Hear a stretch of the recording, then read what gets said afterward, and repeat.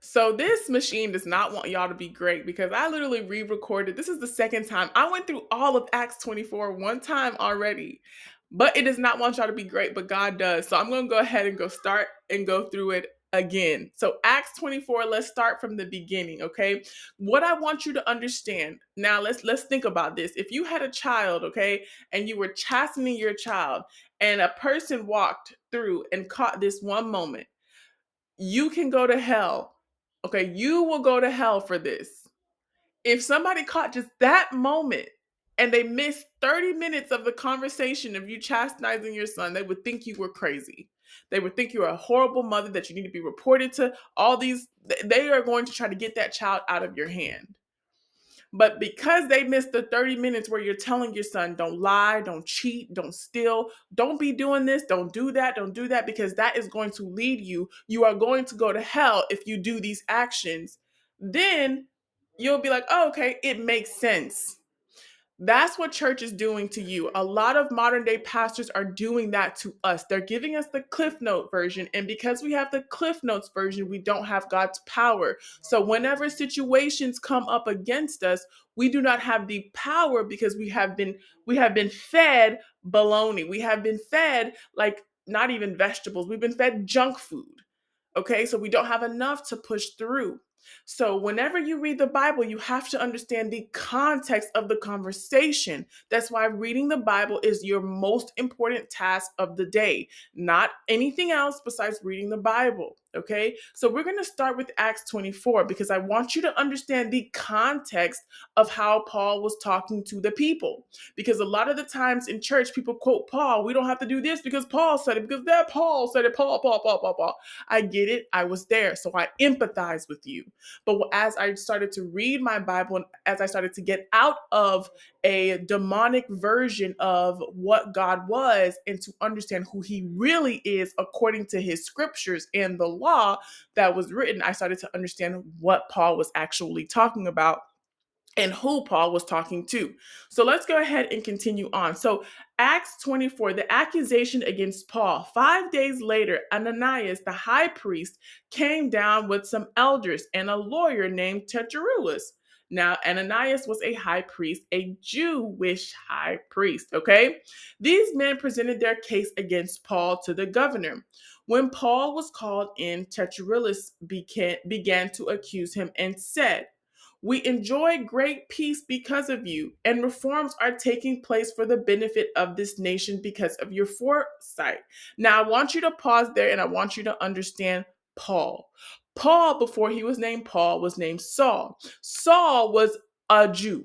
Okay, he was persecuting the people that were following the way, meaning they were following the laws of Moses and they believed in the resurrection of the most of Yeshua. Okay, so this is what you have to understand, not the Most High King Yeshua. Okay, the resurrection of Yeshua and the laws of the prophets. So the laws of Moses. He was persecuting those people. Then God said, hey, why are you persecuting me? Wake up. Now he turns against it and goes to God's side. So the very clan where he came from is now persecuting him. So that is the context. And that is why Paul often goes against the Jews because it was his sect before. Okay. So you need to understand that context before you can really digest what he's saying. So I just gave you that context because I wanted to really help y'all understand. Okay, so we acknowledge this in every way and everywhere. Most excellent Felix, with utmost gratitude. But so that I will not burden you any further, I request that you would be kind enough to give us a brief hearing. For we have found this man to be a plague, an agitator among all the Jews throughout the Roman world. The context, okay? It's going to save your life. And a ringleader of the sect of the Nazarenes. Come on now. That is Yeshua. He even tried to desecrate the temple, and so we apprehended him. By examining him yourself, you will be able to discern the truth about these charges we are bringing against him. The Jews also joined in the attack, alleging that they think that these things were true. Paul's defense before Felix. When the governor motioned for him to speak, Paul replied, "Because I know you have been a judge of this nation for many years, I am glad to offer my defense in what concerns me. You can verify for yourself that it is no more than 12 days since I went up to worship in Jerusalem. They didn't find me arguing with anyone or causing a disturbance among the crowd, either in the temple or in the synagogue or anywhere in the city. Neither can they prove the charges they are now making against me.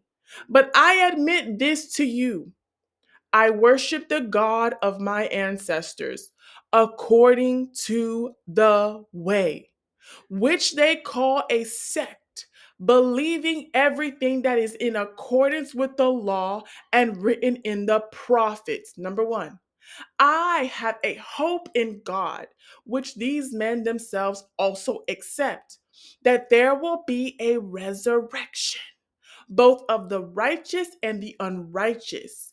I always strive to have a clear conscience toward God and men. After many years, I came to bring charitable gifts and offerings to my people. While I was doing this, some Jews from Asia found me ritually purified in the temple without a crowd, without any uproar. It is they who ought to be here before you to bring charges, if they have anything against me. Or let these men here state what wrongdoing they have found when I stood before Sanhedrin. Other than this one statement I shouted while standing among them: "Today I am on trial before you concerning the resurrection of the dead," i.e., Yeshua. Postponement of the verdict. Since Felix was well informed about the way, he adjourned the hearing, saying, When Lysias, the commander, comes down, I will decide your case." He ordered that the centurion keep Paul under guard, though he could have some freedom, and that he should not prevent any of his friends from meeting his needs. Several days later, when Felix came with his wife Drusilla, who was Jewish, he sent for Paul and listened to him on the subject of faith in Christ Jesus, i.e., Yeshua, that's his name. Now, as he spoke about righteousness, self control, and the judgment to come, Felix became afraid and replied, "Leave for now, but when I have an opportunity, I'll call for you." At the same time, he was hoping that Paul would offer him money. So he sent for him quite often and conversed with him. After 2 years had passed, Porcius Festus succeeded Felix, and because Felix wanted to do the Jews a favor, he left Paul in prison. So here's what I want you to understand. Don't you get it now? I hope it's clear to you now that because Paul believed in the life of Yeshua, the resurrection of Yeshua, God's only son, and he also believed in the laws of Moses, which are the laws of the prophets, the laws that were written by Moses, that came directly from God when he was on Mount Sinai. He believes both of them. He is now being persecuted. And now everybody's drinking in modern day Christianity, everybody is drinking the Christianese version of Paul, because they don't understand who Paul was talking to. And I empathize with you. Listen to me very clear, human to human. I empathize with you, daughter and sons of the Most High King, because I was there.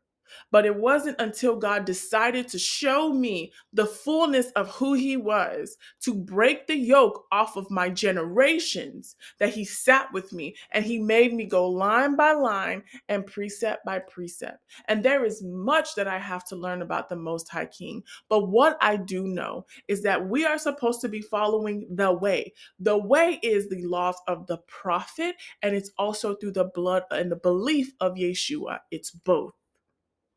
And the Paul guy that everybody totes around in modern day Christianity that says you don't have to follow the laws, you don't have to do that, you can clearly see that that's what he followed. And he has not changed from that stance the entire way. Be blessed on today. Bye.